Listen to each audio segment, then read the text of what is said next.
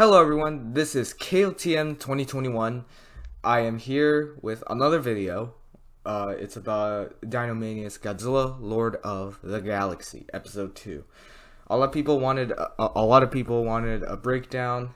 A lot of people wanted a breakdown of the second episode, and as the co-writer, I will do so. And yeah, I will break you down some small things as well as some big parts later on. So let's get to it.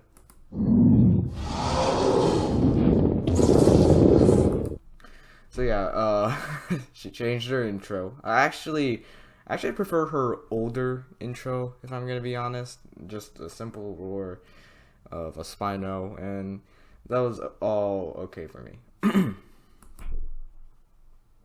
Oh yeah, and turn yellow. Alright.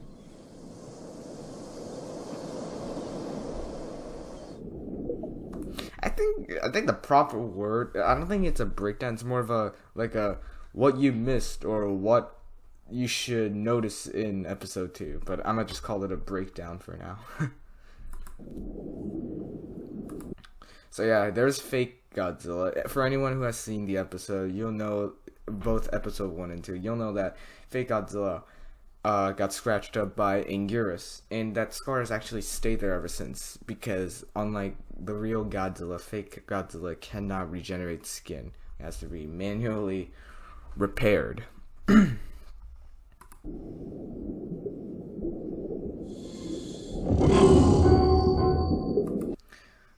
Alright, I'm pretty sure you can hear the audio, but another thing you'll notice is that the sound for fake Godzilla is different. It now has the 2021 Mechagodzilla sound of rather than the original's that kind of sound.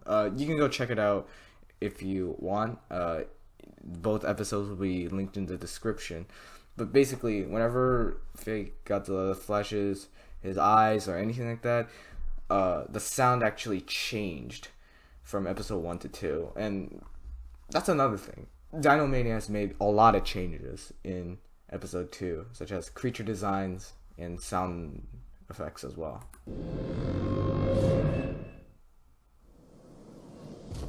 Oh yeah, Birth Island. So that's the English translation for the island in the Heisei series. What's really interesting is that the Japanese version translates to Bass Island, and by Bass I mean like Baas. So Bass Island, but you know, Birth Island is also a good reference. Yeah.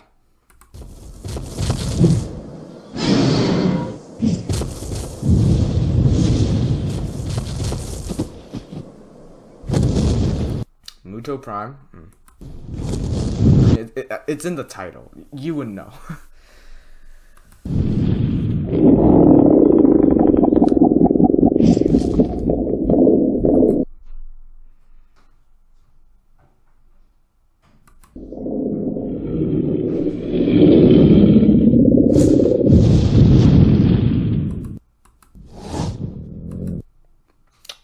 For anyone who has not read Aftershock, Muto Prime is a titan in which it hunts down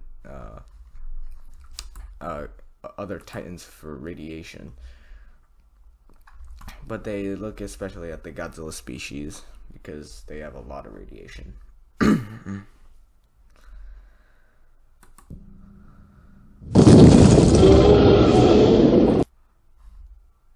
Yeah, extra limbs. I'm just pointing out small things here and there, but I'm gonna get to the other stuff later.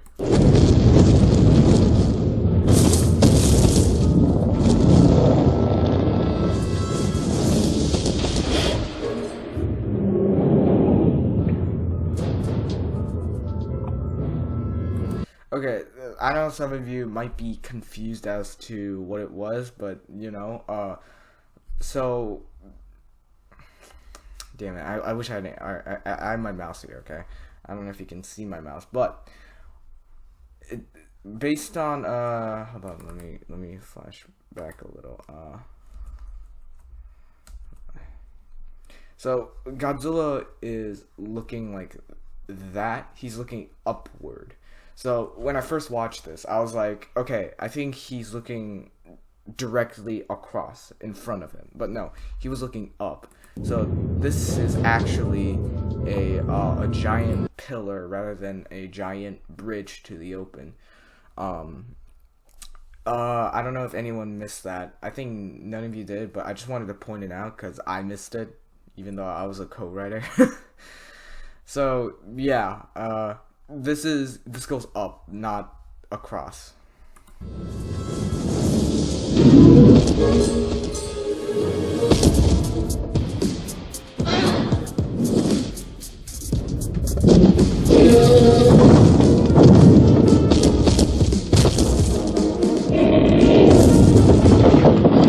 Yeah, like that.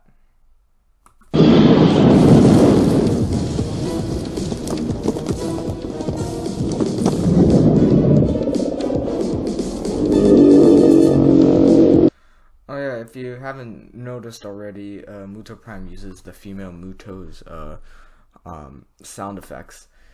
You see, no official sound effect for Muto Prime has been ever released yet, so Dinomania had to mix up the Muto's sound effects with others. I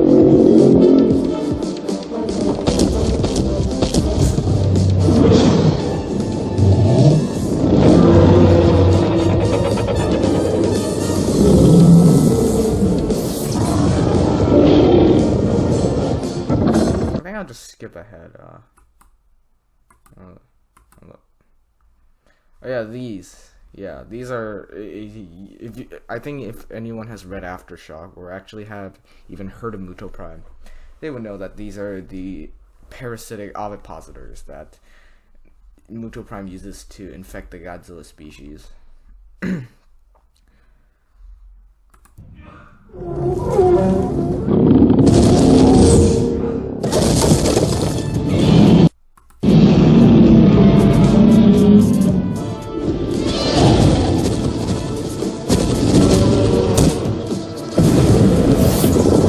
Oh yeah, I forgot to mention. Alright, if you haven't noticed, let me flash back a little. Dagon's atomic breath is different from Godzilla's. Alright, I'm gonna flash forward a little. So, Dagon has a darker blue hue than Godzilla's. Let me pull up a Godzilla atomic breath. See, it's a lot. I know this is fake Godzilla, but it's a lot more neon in color. You can see that, meaning that each Godzilla specimen has its own unique Godzilla atomic breath. See, it's a little darker. It's a little darker. Like I think, I don't know if I'm gonna place the photo. I think I'll edit in like a color code for the atomic breath things, but you know, we'll see.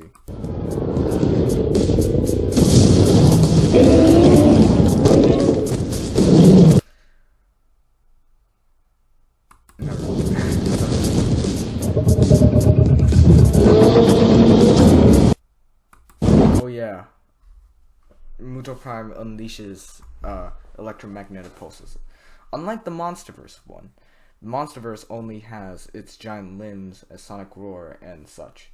But Muto Prime actually has an EMP to boot. And yeah, it can cause ground spikes, as I like to call them.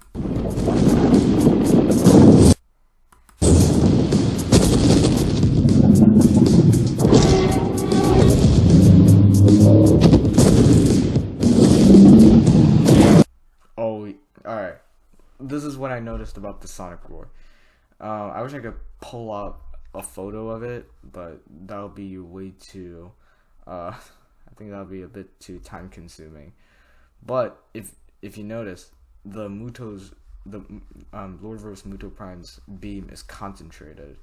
It's actually not dispersing like that. It's more concentrated, like it's going straight.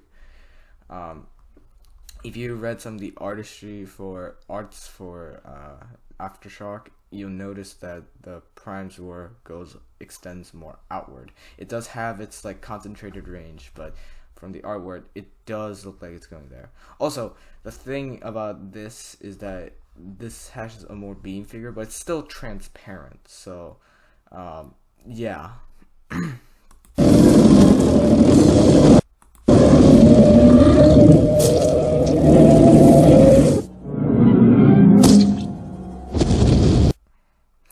Yeah, he's not okay. Although the thing is, when I first watched this, I expected these dorsal plates to shatter, but either they're really durable, or the Sonic was actually not meant for these dorsal plates. They were just meant for the head disruption and all that stuff.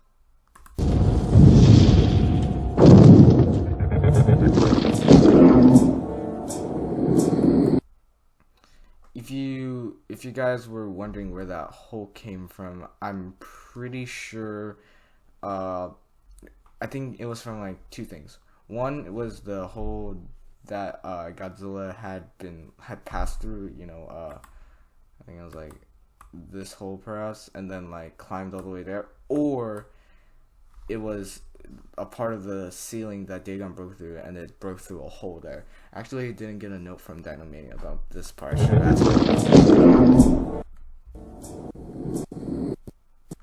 Okay. Flash forward. Yeah, if you also noticed, it freaking breaks off.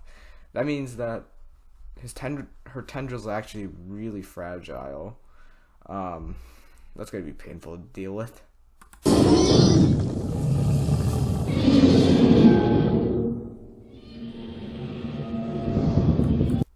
Oh yeah, I don't know why I keep on saying oh yeah, but Dagon's blood marks have been darkened, meaning that they healed. Comparing, see? Darkened. This is a lot bloodier, but compared to here, not so much. Yeah, you can clearly see the difference.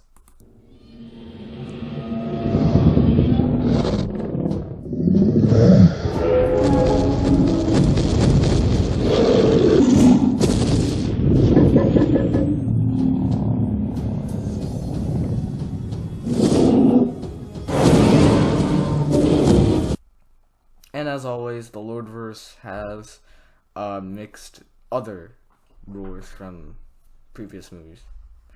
Kind of like King of the Monsters. I'm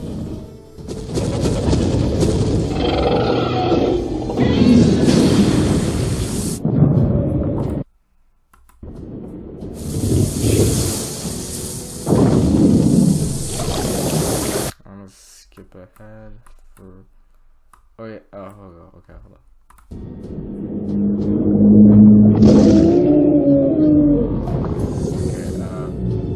yeah, I know he's slashing towards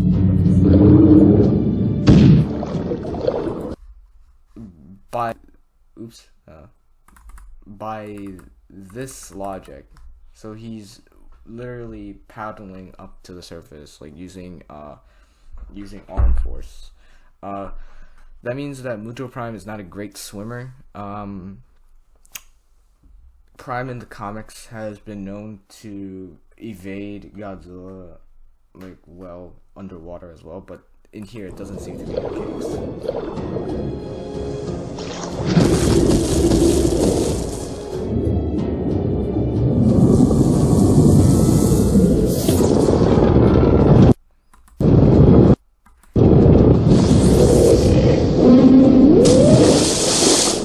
See, I don't know about, like, I can't tell if this was a reference or not. Something similar happened to this in versus Mechagodzilla. Mechagodzilla sliced clean through a mountain, or not a mountain, but a piece of boulder, something similar to this, to expose the opponent. So I don't know if that was intentional, but that's something I noticed.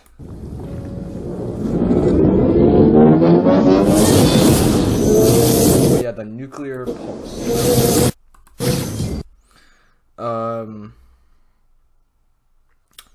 wouldn't.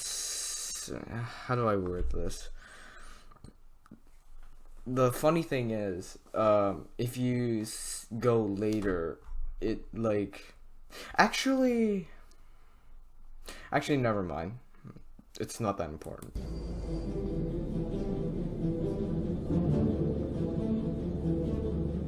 Oh yeah, the oxygen destroyer.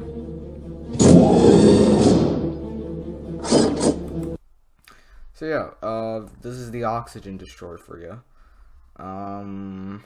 It has a Godzilla X kind of logo on it. Also, it's missile form, like the one from King of the Monsters.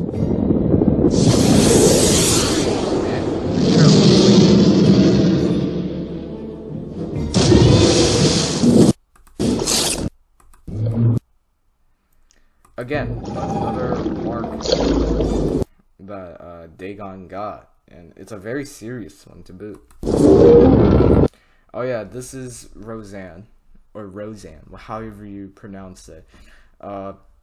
Much more desaturated color, desaturated hue, and actually, Roseanne is a she.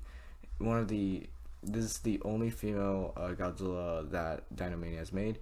And if you guys didn't know, Roseanne is actually a reference to the 1979 Space Godzilla, where Godzilla was a she and and Godzilla's name was Roseanne. So clever reference, Dynamania. Clever reference.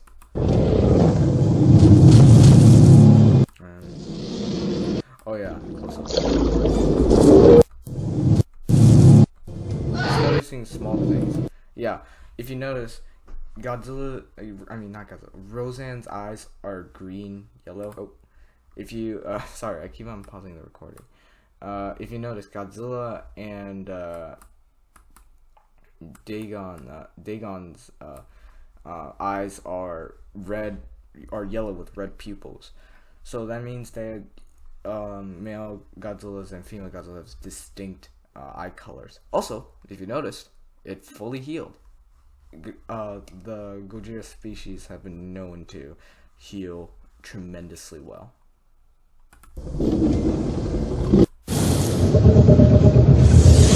OD. Mushroom cloud, just like King of the Monsters. Also, we actually calced this, and give me one sec, guys. Alright, we're back. So we actually calced how fast it went. It went anywhere from 760 to 1520 meters per second. If you guys want to know how fast that is, I need to go convert that again. That's Mach 2.2 to Mach 4.4. That outruns most fighter jets that we have today. And also another thing.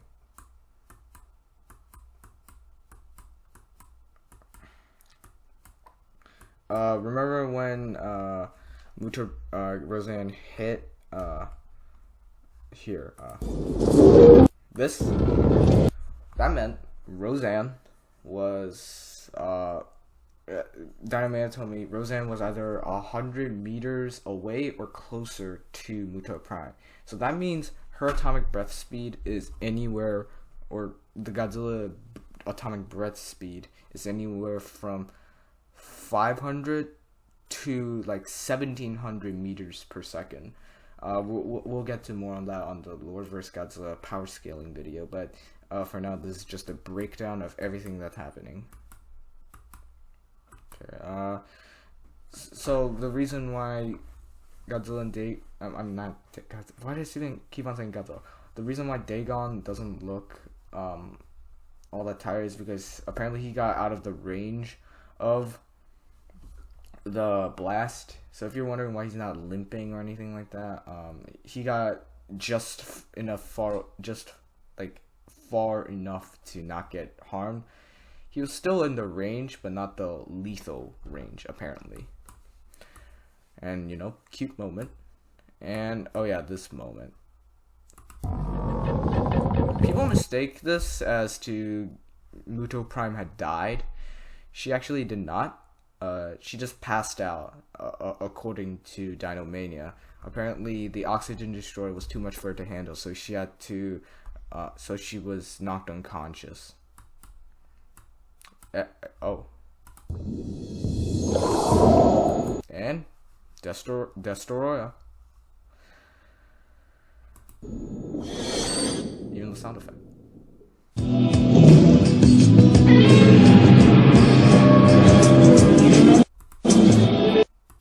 New title card as well.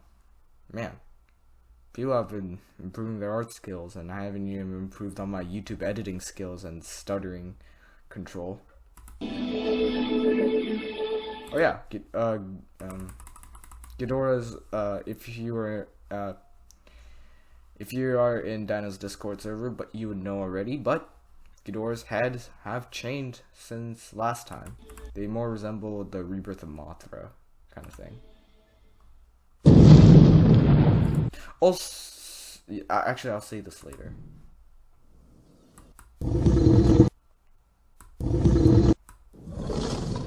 Oh yeah, one thing. This is a very sad thing that I noticed.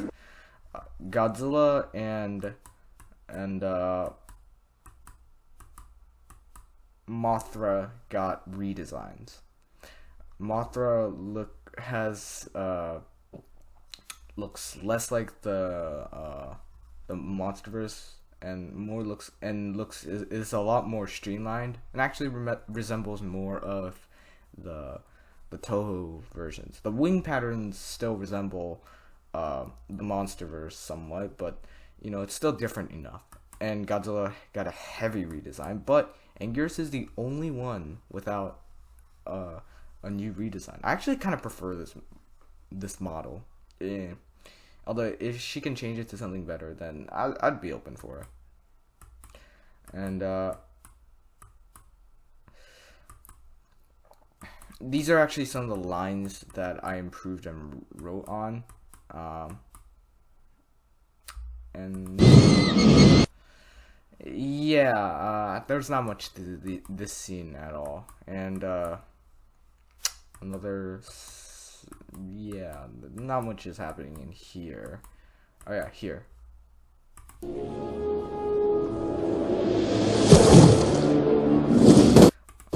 Alright, here's a funny thing about this scene. So, do you know this hand? Hold up.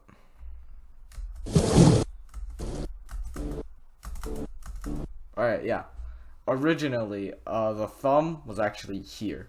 She forgot to swap the thing. So that's why it was, you know, like, if you saw the original from Discord, you would know that it was a lot worse.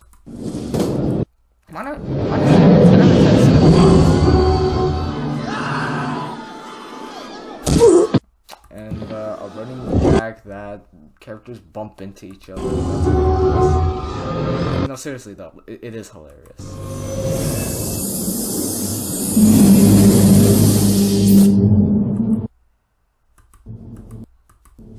Although I gotta say, I don't remember fake Godzilla getting this scar right here. I don't know where he got that. I think I forgot. Who knows? Oh yeah, the splash sound from Minecraft.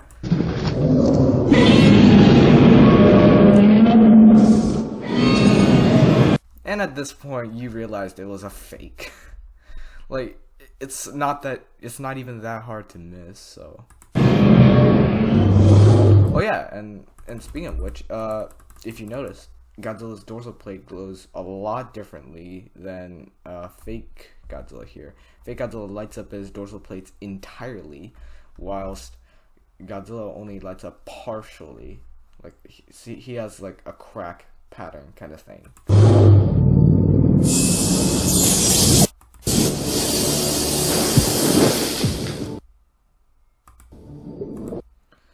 So yeah, if you guys were wondering, they were just standing there, like they were not standing on nothing. They were standing on nothing. They were just floating there, you know, somehow managing to sustain themselves. This is not like I don't know how they did it, but you know what? Screw it. I don't really care much because it's kind of funny. Like I want to think that fake Godzilla was like shooting out gas to float. Okay.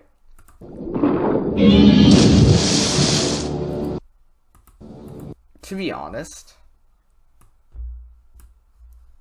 that boat should have capsized. Like just from the hand just pushing down on it. That boat should have capsized.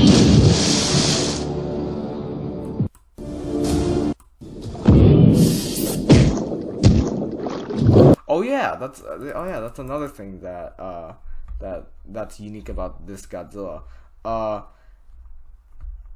Godzilla closes his fists here. No other Godzilla incarnation has actually been able to close his fists, but the LV incarnation actually can. I'm wondering. I don't know if the others can. I mean, based on their finger patterns, I don't think so. Maybe the MonsterVerse. But maybe it's just like the suit design or the way their fingers were modeled or whatever. But still, Godzilla actually has an opposable thumb here. You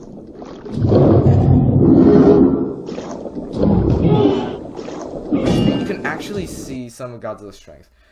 Fake Godzilla weighs like 84,000 metric tons or 83,500. But Godzilla actually lifts him through the pressure of water.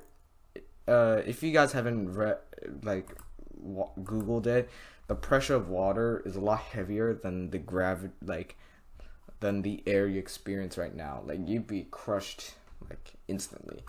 That's why you need a sub to even get down there. So, but like he actually pushed through the pressure. I'm gonna need to calc that for my Lord vs. Godzilla power scaling video one day. But for now, he's just super strong. Oh, and keep in mind, this was actually part of a deleted scene in episode 1 when Anguirus slashed his thing open, but it was cut because it was way too obvious.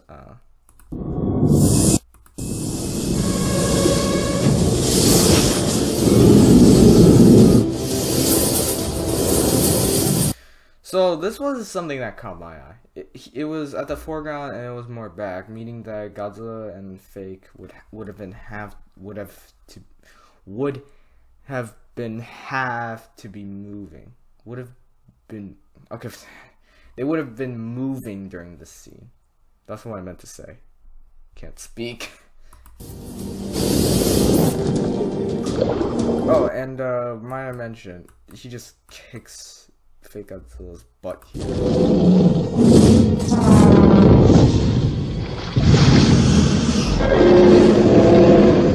Oh yeah, the TriStar roar.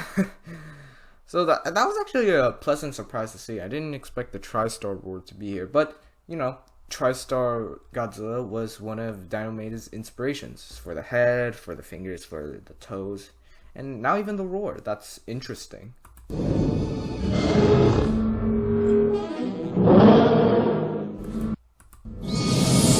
So this was our first tease into Mechagodzilla. You can see the eyes clearly inspired by Kiryu. She told me that she modeled it after Kiryu. Well, not modeled it after, but took inspiration from Kiryu. And I'll just skip ahead.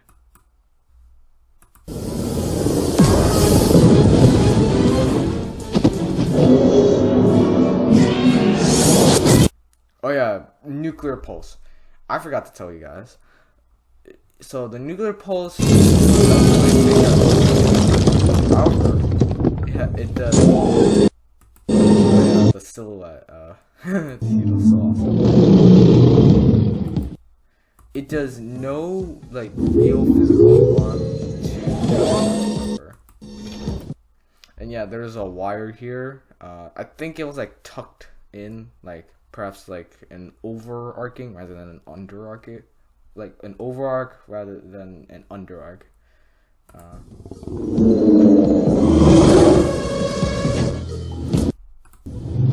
and this shot was from the trailer. So, and before we end this, let's just do a design breakdown. The chest is clearly inspired by Kiryu. So is these like neck patterns and the what do you call it? Eyes.